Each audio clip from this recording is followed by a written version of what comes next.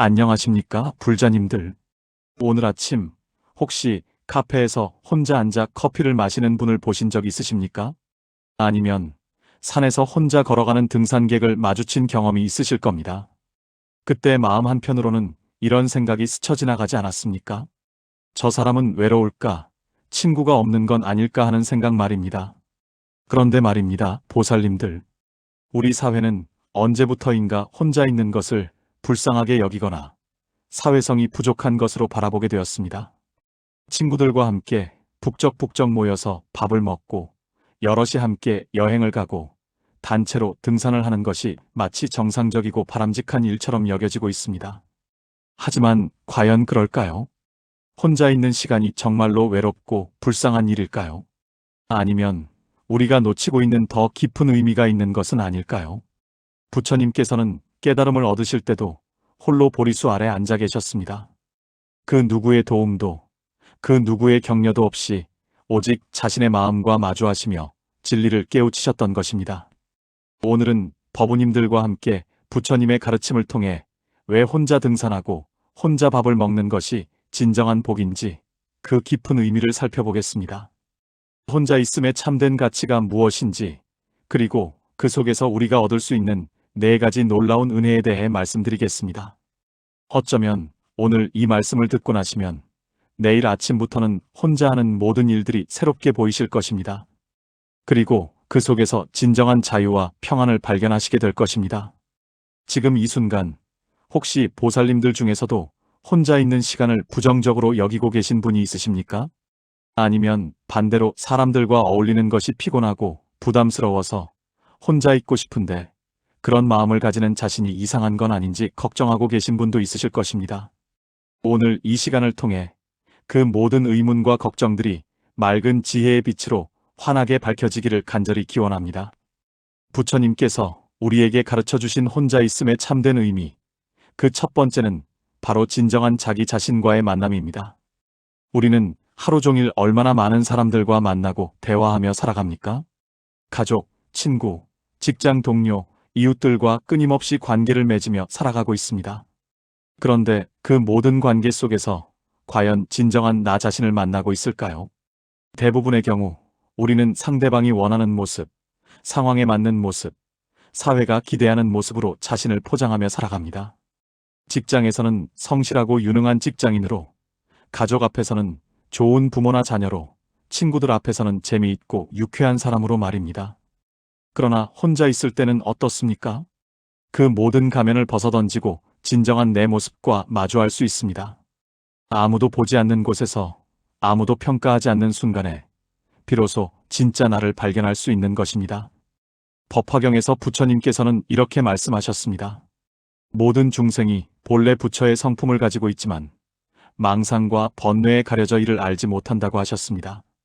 바로 이 본래의 부처 성품, 참된 나를 발견하는 가장 확실한 방법이 혼자만의 시간을 갖는 것입니다. 산에서 혼자 걸을 때를 생각해 보십시오. 처음에는 여러 가지 잡념들이 마음을 어지럽힙니다. 오늘 해야 할 일들, 내일 걱정거리들, 지난주에 있었던 불쾌한 일들이 머릿속을 맴돕니다. 하지만 계속 걸어가다 보면 어떻게 됩니까? 그 모든 잡념들이 하나씩 사라지고 오직 발걸음 소리와 바람 소리, 새 소리만 들립니다. 그리고 그 순간 마음이 고요해지면서 평소에는 느낄 수 없었던 깊은 평안을 경험하게 됩니다. 이것이 바로 진정한 나 자신과의 만남입니다. 혼자 밥을 먹을 때도 마찬가지입니다. 다른 사람과 함께 먹을 때는 대화에 신경 쓰고 상대방의 기분을 맞춰주려고 애씁니다. 하지만 혼자 먹을 때는 오직 음식의 맛에만 집중할 수 있습니다. 그 순간 음식 하나하나에 담긴 자연의 은혜를 온전히 느낄 수 있고 진정한 감사의 마음을 경험할 수 있습니다. 선사들의 어록을 보면 이런 말씀이 있습니다. 홀로 앉아 고요히 참선하는 것이야말로 진정한 부처를 만나는 길이다라고 하셨습니다. 여기서 부처를 만난다는 것은 바로 내 안에 있는 본래의 깨끗한 마음, 참된 자아를 발견한다는 뜻입니다. 그렇다면 구체적으로 어떻게 혼자만의 시간을 활용해야 할까요? 첫째, 매일 아침 일찍 일어나서 15분이라도 혼자만의 시간을 가져보십시오. 아무 생각 없이 가만히 앉아서 자신의 호흡만 지켜보는 것입니다. 이때 중요한 것은 무엇인가를 하려고 애쓰지 않는 것입니다. 그저 있는 그대로의 자신을 받아들이고 관찰하는 것입니다. 둘째, 일주일에 한 번은 혼자 산책을 해보십시오. 휴대폰도 집에 두고 아무런 목적 없이 그저 걸어보는 것입니다. 길에서 마주치는 모든 것들, 나무 한 그루, 꽃 한 송이, 지나가는 바람까지도 온전히 느끼며 걸어보십시오. 셋째, 한 달에 한 번은 혼자 여행을 떠나보십시오. 꼭 멀리 갈 필요는 없습니다. 가까운 사찰이나 조용한 곳에서 하룻밤을 보내보는 것입니다. 그곳에서 진정한 고요함 속에서 자신과 마주해 보십시오. 이렇게 혼자만의 시간을 통해 진정한 자신을 발견하게 되면 다른 사람들과의 관계도 더욱 진실하고 깊어집니다. 가짜 가면을 쓰지 않고도 자연스럽게 자신을 표현할 수 있게 되고 상대방도 그런 진실한 모습을 느끼게 됩니다. 두 번째로 말씀드리고 싶은 것은 내면의 힘을 기르는 시간이라는 점입니다. 우리는 평소 다른 사람들로부터 에너지를 얻거나 의지하며 살아갑니다. 친구들과 만나서 즐거운 시간을 보내거나 가족들로부터 위로를 받거나 동료들과 협력하여 일을 해나갑니다. 물론 이런 관계들도 소중하고 필요한 것들입니다. 하지만 진정한 힘은 어디서 나올까요? 다른 사람에게 의존하는 힘은 언제든지 사라질 수 있습니다. 친구가 멀어질 수도 있고, 가족이 곁에 없을 수도 있고, 동료들과 갈등이 생길 수도 있습니다. 그때 과연 우리는 어디서 힘을 얻을 것입니까? 부처님께서는 열반경에서 이렇게 말씀하셨습니다. 자신을 등불로 삼고 자신을 의지처로 삼아라. 다른 것을 의지처로 삼지 말라. 이 말씀의 핵심은 바로 내면의 힘을 기르라는 것입니다. 혼자 있는 시간은 바로 이 내면의 힘을 기르는 가장 소중한 시간입니다. 아무도 도와주지 않는 상황에서 오직 자신의 힘만으로 문제를 해결하고 어려움을 극복하고 목표를 달성하는 경험을 통해 진정한 자신감과 용기를 얻게 됩니다. 실제로 혼자 등산을 해보신 분들은 아실 것입니다. 처음에는 누군가와 함께 가지 않으면 불안하고 무서웠을 것입니다. 길을 잃으면 어떡하나, 다치면 어떡하나, 지루하면 어떡하나 하는 걱정들이 앞섰을 것입니다. 하지만 실제로 혼자 산을 오르다 보면 놀라운 일들이 일어납니다. 평소보다 더 예민하게 길을 살피게 되고 더 신중하게 발걸음을 옮기게 됩니다. 그리고 정상에 도달했을 때의 성취감과 기쁨은 누구와 함께 올랐을 때보다 훨씬 깊고 진실합니다. 왜냐하면 그것은 오롯이 자신의 힘으로 이뤄낸 결과이기 때문입니다. 조주선사의 어록에 이런 말씀이 있습니다. 홀로 서는 자만이 진정한 자유를 얻는다. 여기서 홀로 선다는 것은 다른 사람을 배척한다는 뜻이 아닙니다. 누구에게 의존하지 않고도 자신의 발로 설 수 있는 내면의 힘을 갖는다는 의미입니다. 혼자 밥을 먹는 것도 마찬가지입니다. 처음에는 어색하고 쓸쓸할 수 있습니다. 하지만 계속하다 보면 놀라운 변화를 경험하게 됩니다.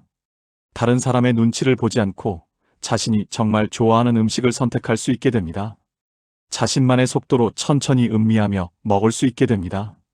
그리고 가장 중요한 것은 자신과의 대화가 시작된다는 점입니다. 오늘 하루는 어땠는지, 무엇이 기뻤고, 무엇이 힘들었는지, 앞으로 어떻게 살아가고 싶은지를 스스로에게 묻고 답하는 시간을 갖게 됩니다. 이런 내적 대화를 통해 자신을 더 깊이 이해하게 되고 진정으로 원하는 것이 무엇인지 알게 됩니다. 내면의 힘을 기르는 구체적인 방법들을 말씀드리겠습니다. 첫째, 작은 일부터 혼자 해보십시오. 혼자 영화 보기, 혼자 카페 가기, 혼자 쇼핑하기 같은 일상적인 것들부터 시작하는 것입니다. 처음에는 어색하겠지만 점점 자연스러워지고 나중에는 오히려 더 편하고 즐거워집니다. 둘째, 어려운 일이 생겼을 때 바로 다른 사람에게 도움을 요청하기보다는 먼저 스스로 해결책을 찾아보십시오. 물론 정말 필요하다면 도움을 받아야 하지만 혼자서 문제를 해결해 본 경험들이 쌓일수록 내면이 강해집니다. 셋째, 정기적으로 혼자만의 도전을 해보십시오. 새로운 기술을 배우거나 새로운 취미를 시작하거나 새로운 곳을 여행하는 것입니다. 이때 중요한 것은 결과보다는 과정에서 자신이 얼마나 성장했는지에 주목하는 것입니다. 이렇게 내면의 힘이 강해지면 어떤 변화가 일어날까요? 우선 다른 사람들과의 관계에서도 더 당당하고 진실하게 행동할 수 있게 됩니다. 상대방의 비위를 맞추기 위해 자신을 억누르지 않아도 되고, 진정으로 자신이 원하는 것을 표현할 수 있게 됩니다. 또한 혼자 있어도 외롭지 않고 오히려 평안하고 충만한 시간을 보낼 수 있게 됩니다. 세 번째로 말씀드리고 싶은 것은 진정한 자유와 해탈의 맛을 느끼는 시간이라는 점입니다. 보살님들, 자유가 무엇이라고 생각하십니까? 많은 사람들이 자유를 하고 싶은 것을 마음대로 할 수 있는 것이라고 생각합니다. 돈이 많아서 원하는 것을 사고, 시간이 많아서 놀고 싶을 때 놀고, 권력이 있어서 하고 싶은 일을 하는 것이 자유라고 여깁니다. 하지만 부처님께서 말씀하신 진정한 자유는 그것과는 다릅니다. 진정한 자유는 외부 조건에 매이지 않는 것, 다른 사람의 시선이나 평가에 흔들리지 않는 것, 자신의 욕망과 감정에 끌려다니지 않는 것입니다. 금강경에서 부처님께서는 이렇게 말씀하셨습니다. 모든 형상에 집착하지 않으면 곧 열애를 보리라. 여기서 형상이라는 것은 외부의 모든 조건들을 의미합니다. 다른 사람의 인정, 물질적 소유, 사회적 지위 같은 것들 말입니다. 혼자 있는 시간은 이런 외부 조건들로부터 완전히 자유로워질 수 있는 시간입니다. 아무도 나를 평가하지 않고, 아무도 나에게 기대하지 않고, 아무것도 나를 구속하지 않는 순수한 시간입니다. 혼자 등산을 할 때를 떠올려 보십시오. 산 속에서는 내가 누구인지, 무엇을 하는 사람인지, 얼마나 성공했는지가 전혀 중요하지 않습니다.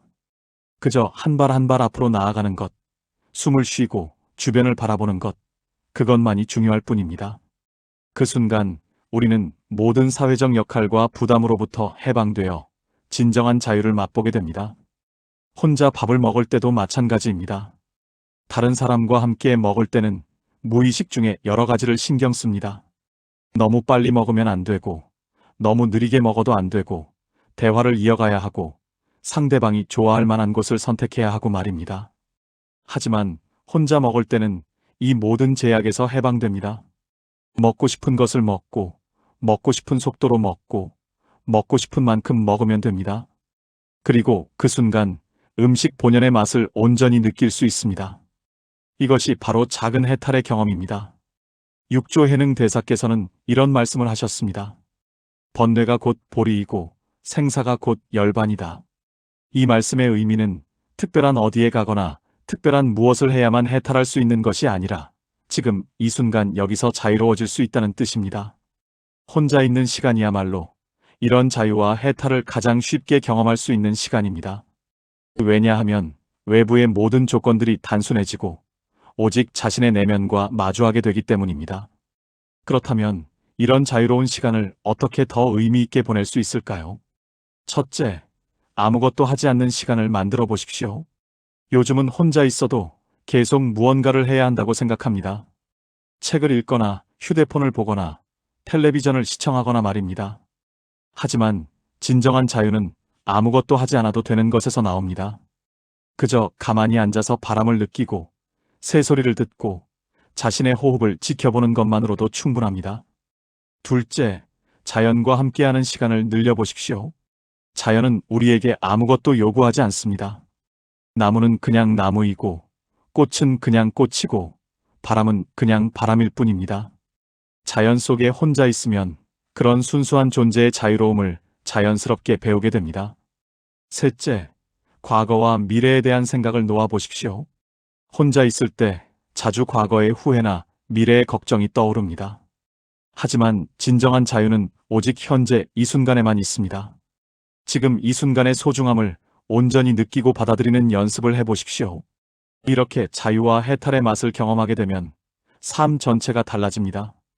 다른 사람들과 함께 있을 때도 더 편안하고 자연스럽게 행동할 수 있게 되고 어떤 상황에서도 내면의 평안을 잃지 않게 됩니다. 무엇보다 삶 자체가 무거운 짐이 아니라 감사하고 소중한 선물로 느껴지게 됩니다. 네 번째로 마지막으로 말씀드리고 싶은 것은 진정한 자비심을 기르는 시간이라는 점입니다. 많은 분들이 자비심은 다른 사람과 함께 있어야만 기를 수 있다고 생각합니다. 어려운 사람을 도와주고, 화난 사람을 달래주고, 슬픈 사람을 위로해줄 때 자비심이 자란다고 여깁니다. 물론 이런 것들도 중요하고 의미 있는 일들입니다.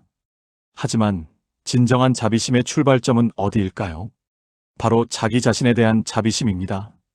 자신을 진정으로 사랑하고 받아들이지 못하는 사람이 어떻게 다른 사람을 진심으로 사랑할 수 있겠습니까? 부처님께서는 법구경에서 이렇게 말씀하셨습니다. 온 세상을 다 찾아봐도 자신보다 더 소중한 존재는 없다. 모든 사람이 자신을 가장 소중히 여기므로 자신을 사랑하는 사람은 다른 사람을 해치지 않는다. 이 말씀의 핵심은 진정한 자기 사랑이 모든 자비심의 바탕이 된다는 것입니다. 혼자 있는 시간은 바로 이런 진정한 자기 사랑을 배우는 시간입니다. 다른 사람의 시선이나 평가 없이 있는 그대로의 자신과 마주하고 자신의 장점도 단점도 모두 받아들이며 자신에게 친절하고 관대해지는 연습을 할 수 있습니다. 생각해 보십시오. 우리는 다른 사람에게는 그렇게 친절하면서도 정작 자기 자신에게는 얼마나 가혹합니까? 작은 실수에도 자신을 심하게 비난하고 남들과 비교하며 자책하고 완벽하지 못한 모습에 실망합니다. 이런 마음으로는 진정한 행복도 진정한 자비심도 불가능합니다. 혼자 등산을 할 때를 생각해 보십시오. 처음에는 다른 등산객들과 비교하며 조급해집니다. 저 사람은 나보다 빠르게 올라가는데 나는 왜 이렇게 느릴까? 저 사람은 장비도 좋은데 나는 왜 이런 것밖에 없을까 하며 자신을 비교하고 비난합니다. 하지만 혼자 계속 걸어가다 보면 그런 비교가 얼마나 무의미한지 깨닫게 됩니다. 각자의 체력도 상황도 목적도 모두 다른데 왜 남과 비교해야 할까요? 내 속도로, 내 방식으로 한 걸음씩 올라가는 것만으로도 충분히 소중하고 의미 있는 일입니다. 이렇게 자신을 있는 그대로 받아들이고 사랑하게 되면 자연스럽게 다른 사람들도 그렇게 바라볼 수 있게 됩니다. 다른 사람의 단점이나 실수도 이해하고 용서할 수 있게 되고 각자의 다름을 인정하고 존중할 수 있게 됩니다. 관세음보살의 보문품에서는 이런 말씀이 나옵니다. 자신의 마음을 깨끗이 하여 모든 중생을 구제하라. 먼저 자신의 마음을 깨끗이 하는 것이 모든 자비 행위의 시작이라는 뜻입니다. 혼자 밥을 먹으면서도 이런 자비심을 기를 수 있습니다. 음식 하나하나에 담긴 수많은 사람들의 수고로움을 생각해 보십시오. 농부가 씨를 뿌리고 가꾸고 상인이 운반하고 요리사가 정성껏 만든 모든 과정에 감사한 마음을 가져보십시오. 그리고 이런 은혜를 받는 자신이 얼마나 복된 존재인지 느껴보십시오. 이런 감사와 겸손의 마음이 진정한 자비심의 바탕이 됩니다. 모든 존재가 서로 연결되어 있고 서로 도우며 살아간다는 것을 깨달으면 자연스럽게 모든 생명에 대한 사랑이 우러나옵니다. 구체적으로 혼자 있는 시간에 자비심을 기르는 방법들을 말씀드리겠습니다. 첫째, 자신에게 친절한 말을 해주는 연습을 해보십시오. 힘든 일이 있었을 때 괜찮다, 충분히 잘했다, 이런 일도 있을 수 있다라고 자신을 위로해 주십시오. 마치 소중한 친구를 대하듯이 자신에게도 그런 따뜻한 말을 건네보십시오. 둘째, 자신의 장점과 좋은 점들을 인정하는 시간을 가져보십시오. 우리는 늘 부족한 부분만 보려고 합니다. 하지만 의식적으로 자신의 장점들을 찾아보고 인정해주는 연습이 필요합니다. 셋째, 자신을 용서하는 시간을 가져보십시오. 과거의 실수나 후회되는 일들에 대해 스스로를 용서하고 받아들이는 것입니다. 완벽하지 않은 것이 인간의 자연스러운 모습이라는 것을 인정하는 것입니다. 이렇게 자기 자비심이 자라나면 어떤 변화가 일어날까요? 우선 마음이 평안해집니다. 자신과의 갈등이 줄어들고 내면의 평화를 경험하게 됩니다. 그리고 이런 평안함이 다른 사람들과의 관계에서도 자연스럽게 드러납니다. 더 인내심 있게, 더 이해심 있게, 더 사랑스럽게 사람들을 대할 수 있게 됩니다. 보살님들, 지금까지 혼자 등산하고 혼자 밥 먹는 것이 진정한 복인 4가지 이유에 대해 말씀드렸습니다. 첫째는 진정한 자기 자신과의 만남입니다. 모든 가면을 벗고 진짜 나를 발견하는 소중한 시간입니다. 둘째는 내면의 힘을 기르는 시간입니다. 누구에게도 의존하지 않고 스스로 설 수 있는 진정한 자립심을 기르는 것입니다. 셋째는 진정한 자유와 해탈의 맛을 느끼는 시간입니다. 모든 외부 조건으로부터 해방되어 순수한 존재의 기쁨을 경험하는 것입니다. 넷째는 진정한 자비심을 기르는 시간입니다. 자기 사랑에서 시작하여 모든 존재에 대한 사랑으로 확장되는 것입니다. 이 4가지는 모두 연결되어 있습니다. 진정한 자신을 알면 내면이 강해지고 내면이 강해지면 진정한 자유를 얻으며 진정한 자유를 얻으면 자연스럽게 자비심이 우러나옵니다. 그러니 오늘부터라도 혼자 있는 시간을 부정적으로 여기지 마십시오. 오히려 그것을 가장 소중하고 복된 시간으로 여기십시오. 그 시간이야말로 진정한 성장과 깨달음이 일어나는 거룩한 시간입니다. 물론 사람들과 어울리는 것도 중요하고 필요한 일입니다. 하지만 그것이 전부가 아니라는 것을 아시기 바랍니다.